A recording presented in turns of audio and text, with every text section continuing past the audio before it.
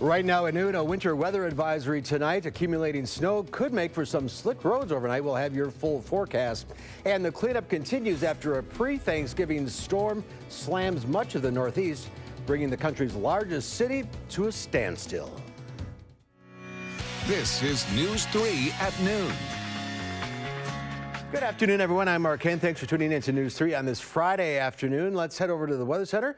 Meteorologist Chris Reese has a look at your first alert forecast, and we have an alert day. That's right. We're tracking snow chances of our own moving into the picture, and I think the farther south and west you are, the greater chance you'll have to see some snowfall accumulation. Let's go ahead and jump on in to what we have so far. We do have an alert day through Saturday morning. That's for 1 to 4 inches of snow. Some freezing drizzle will also be possible at the onset of this moving in. Now, temperatures right now are in the upper 30s. We're at 37 degrees. Lots of cloud cover out there as well. Winds are coming out of the west at 10 miles per hour, and a lot of those winds are coming out of the west and northwest. So that means things are feeling a little bit cooler. Although we were about this warm yesterday, it felt a lot better with the sunshine and the low winds. But right now it feels like 30 degrees here in Madison.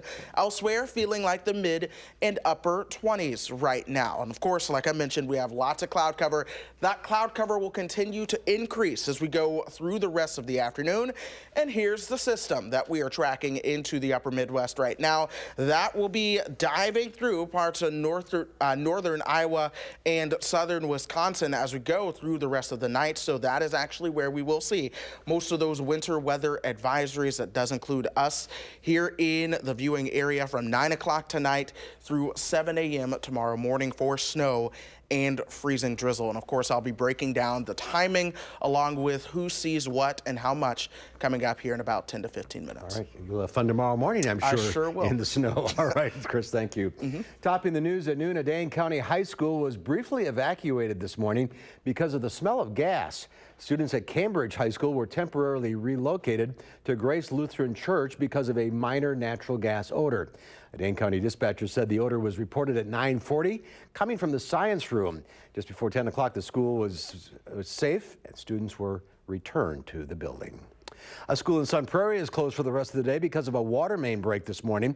A Sun Prairie area school district spokeswoman says parents of students at East Side Elementary can pick up their kids if they're able. Otherwise, the students will be taken to Token Springs Elementary School for the day. At the end of the day, the students will be transferred back to East Side so that they can take their usual transportation home. The Adams County Sheriff's Office is asking the public's help in finding a teen who was reported missing. 17-year-old Sarah Wetzel was last seen at her home in central Adams County early yesterday morning. Her family told officers that Sarah may be in the Cazenovia area of Sauk and Richland counties. A Waterloo teacher accused of dragging a 5-year-old student through a hallway is receiving support from the community after officially resigning from the district. Dozens of Waterloo parents and students gathered out front of the elementary school last night. They say the teacher was well known for his compassion and how much he cared about his students' education. The school district says it is cooperating with law enforcement. Waterloo police say they are not recommending any charges at this time. The Barron County Sheriff is asking hunters for their help this weekend as he continues the search for 13-year-old Jamie Kloss. Kloss has been missing for a month now. Her parents were found shot dead inside their home in Barron. Sheriff Chris Fitzgerald says he has not given up on finding Kloss, and he is asking anyone out hunting across the state over the next 9 days to report anything suspicious that they may come across.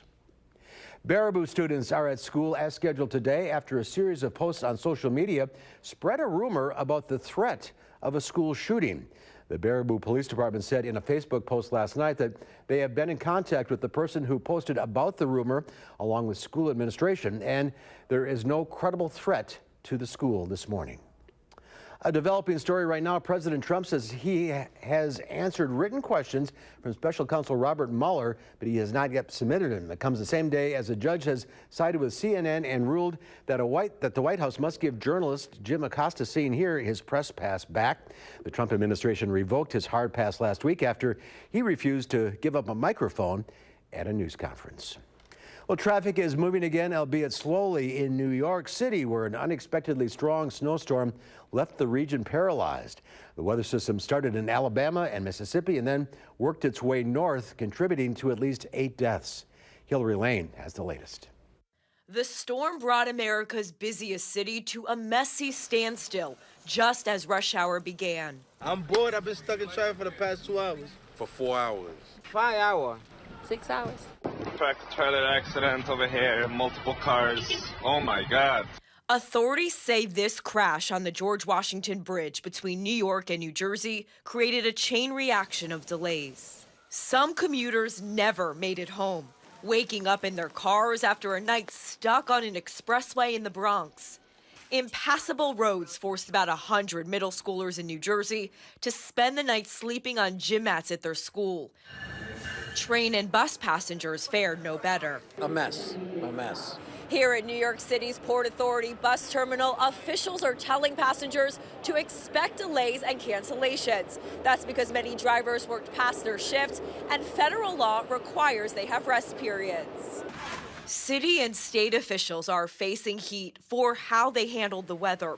The storm arrived earlier and dropped more snow than what was expected. Nearly 6.5 inches fell in New York City. Further north in Worcester, Massachusetts, streets turned into ice skating rinks. I didn't realize it was this bad. I can't move forward. There's people in front of me, and whenever I take my foot off the brake, I slide backwards. From Missouri to Maryland, the fall storm gave everyone an early taste of winter. Hillary Lane, CBS News, New York. And Packer coach Mike McCarthy will talk this afternoon about his team being winningless on the road so far this season after a loss to the Seahawks last night. It looked good at first for the Packers. They took an early lead in Seattle, starting the game with a fumble recovery. Aaron Rodgers ended the half with a pass to running back Aaron Jones. That's number 33's first touchdown reception as a pro football player. That put the Pack up 21-17. Fast forward to the fourth. About 5 minutes ago, the Packers have a 24-20 lead. Former Badger Russell Wilson finds Ed Dixon in the end zone, and that'll do it. Packers lose by 3.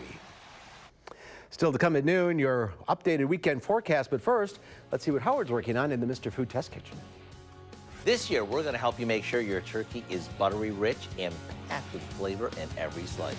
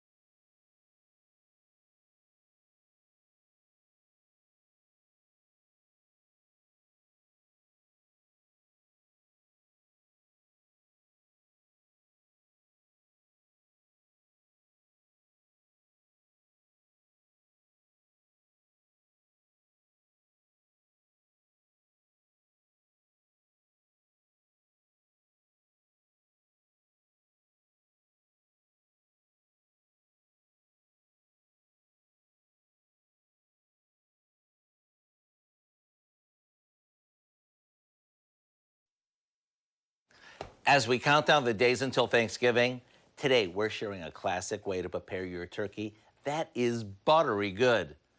This is a recipe we shared with you a few years ago, and it was so popular, we thought it was worth bringing back. So here we go. The first thing you want to do is make sure your turkey is totally thawed and that you removed the giblets and neck. We place it in a roasting pan, breast side up, and stuff the cavity with some cut up onions and celery. This is going to ensure that our turkey's flavorful on the inside as well. Next, we combine some chopped parsley, poultry seasoning, paprika, garlic powder, and some salt and pepper with lots of butter. Now, it's time to rub, or as some people say, massage the turkey with half of our seasoned butter. And yes, it's best to do this with your hands. After covering the pan with foil, into the oven it goes. In about an hour and a half, off comes the foil, and we baste it every 30 minutes with more butter. Once the turkey reaches 165 degrees and the skin is golden, it's done. After it rests for a bit, it's time to carve. My guess is that you'll be sneaking a piece or two before it ever makes it to the table. It's that good. To get the recipe for our butter-basted herb turkey, simply visit our website. I'm Howard in the Mr. Food Test Kitchen with Kelly, where today we found a gobbling good way for you to say, ooh, it's so good. Good? Nice hat, Kelly. Still ahead at noon, a recall that could affect your Thanksgiving meal, and a winter weather advisory for tonight with more snow in the forecast. Meteorologist Chris Reese will have a look at what we can expect for the weekend right after this.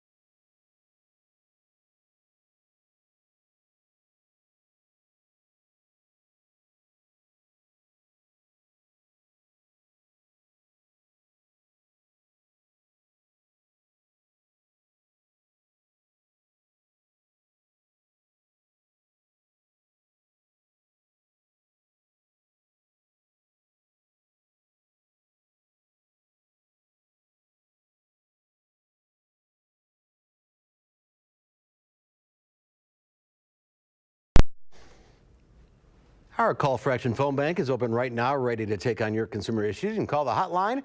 Volunteers will help you with any consumer complaints. The number is 608-270-2833. The service is open every Monday, Wednesday, and Friday between 11 and 1. With Thanksgiving less than a week away now, a recall today could affect what's on your menu and how couponing can hurt your holiday budget. Diane King Hall has today's Money Watch report.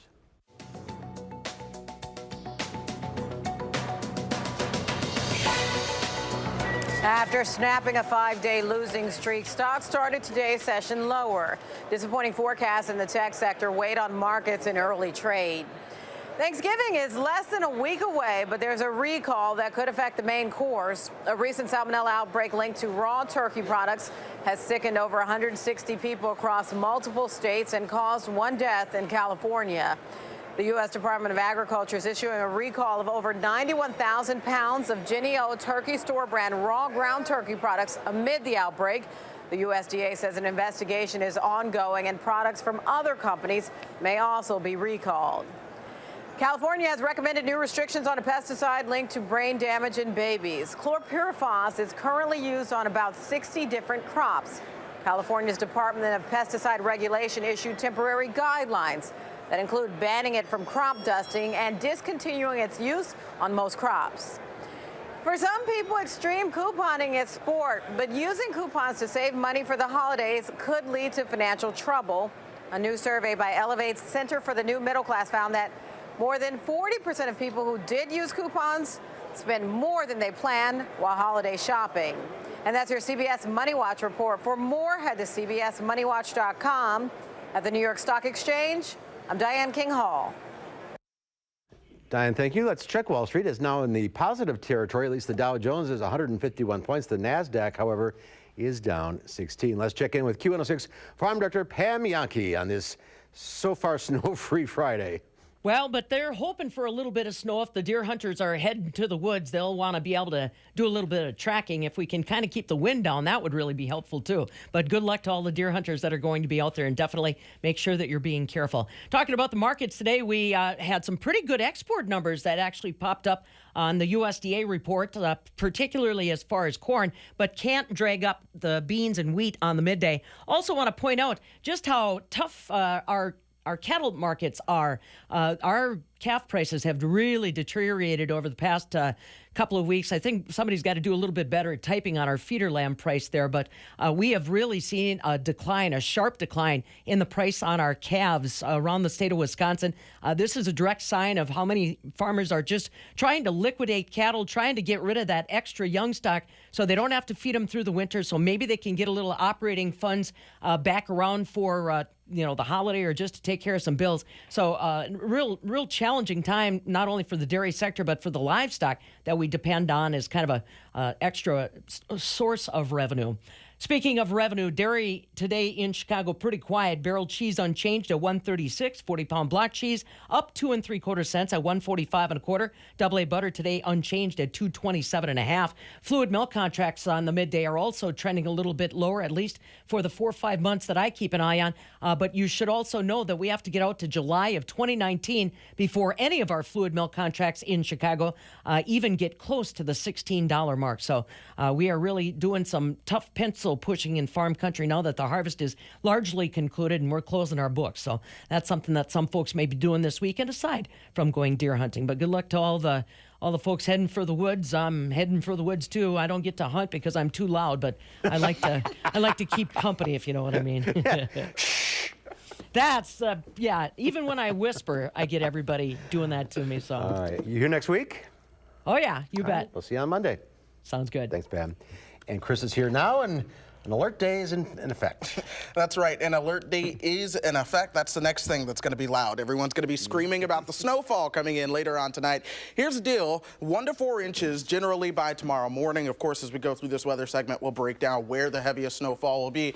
But you do have winter weather advisories just about for all of the area. Those go from Madison and points back to the north and west. That advisory goes into effect at 9 o'clock tonight. It's going to last through 7 o'clock tomorrow morning. That's for both snow and freezing drizzle. Let's go ahead and zoom things on out. You can see that winter weather advisory is from the western half of the state all the way back through parts of Minnesota. We even have those going into the Dakotas as that system is going to be zipping its way on through. Let's go ahead and start with where we are now, though. 37 degrees and cloudy. We had a weak system come through earlier this morning that brought some light snow overnight. We've kept the clouds around since then.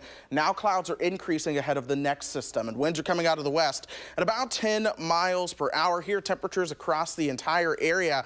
We're warmer over the southern half of the state. 39 in Janesville, 37 here. Our temperature has actually dropped a couple degrees as we've gone through the past couple of hours. 33, though, in Black River Falls. That's the cold front that's coming in. We're seeing those winds now to the west and northwest, so that's really going to allow those temperatures to begin to fall back towards the freezing mark as we head through the overnight hours, but those winds also bringing in a wind chill, so it only feels like 30 and it feels like the 20s as you work your way farther to the north and west. Here's weather track, though. You see the cloud cover that we do have out over the area.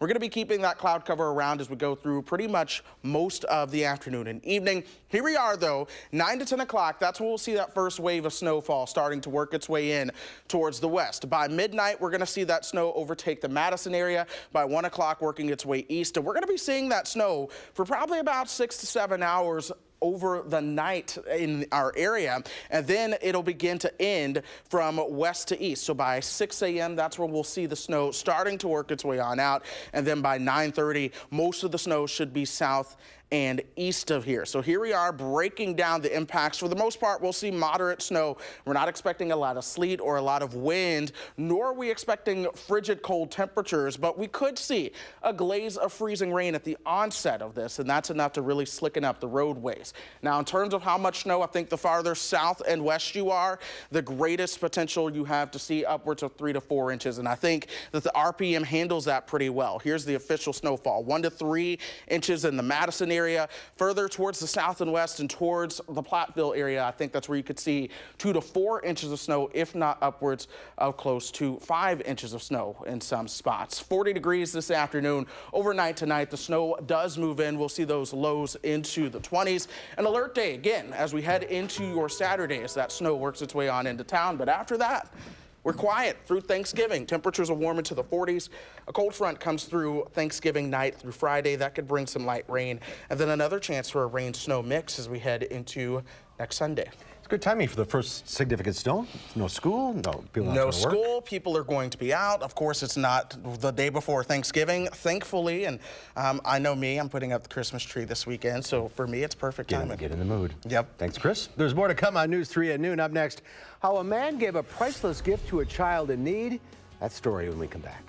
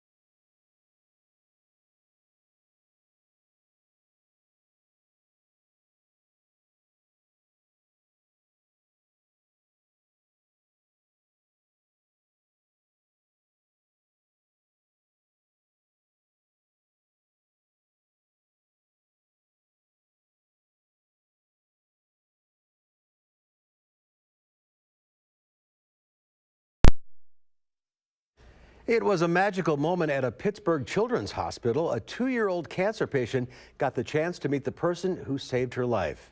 Julie Grant reports.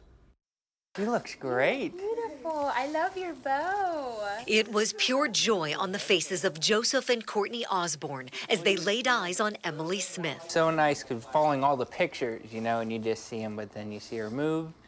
She looks good. Look at those eyes. Hello. 2-year-old Emily had a cancerous tumor on her liver. Fortunately, she went through 5 rounds of chemo, and the chemotherapy didn't take care of that tumor, so that was her only option to survive, was to get a new liver. You're beautiful, baby.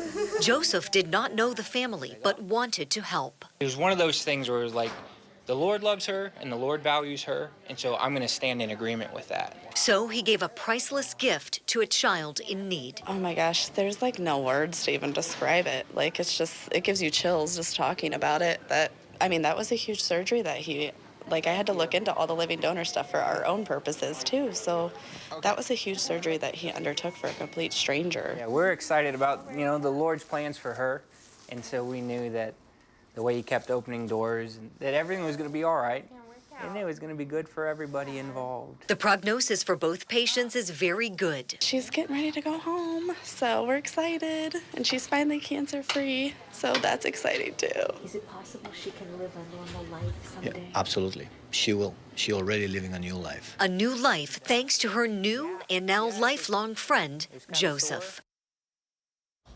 That's going to be quite a relationship as she grows up. Absolutely, it will be. All right, keeping an eye on the snow. That's right. We're watching this next system moving into town. I think we'll see 1 to 3 inches here in the Madison area. As you work your way farther towards the south and west, closer towards Platteville, that's where I think you have the best chance of seeing 2 to 4 inches of snow, and perhaps 5 in some spots. Mostly overnight. Overnight. All right, that's our time for now. Thanks for watching. We'll see you back here at 4. Have a great afternoon.